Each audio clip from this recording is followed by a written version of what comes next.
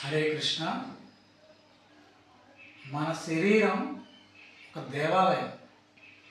మన శరీరంలో వెన్నుపూస ధ్వజస్తంభం, మన శరీరంలో కొండనాలిక గంట అన్నమాట. మన శరీరంలో ఆత్మ గర్భగుడిలో విగ్రహం అన్నమాట. మనం దర్శనం చేయాలనుకుంటాం కదా, విగ్రహాన్ని, స్వామివారిని దర్శనం చేయాలి. మన ఆత్మని మనం దర్శించగలగాలి.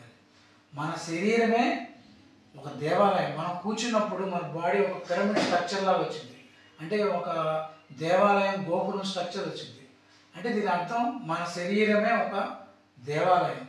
మన శరీరం ఒక దేవాలయం అని తెలుసుకొని ఎవరైతే సాధన చేస్తారో వాళ్ళకి అన్ని సిద్ధులు, ఆత్మ సాక్షాత్కారం, దైవ సాక్షాత్కారం అన్నీ సాక్షాత్కరిస్తాయి.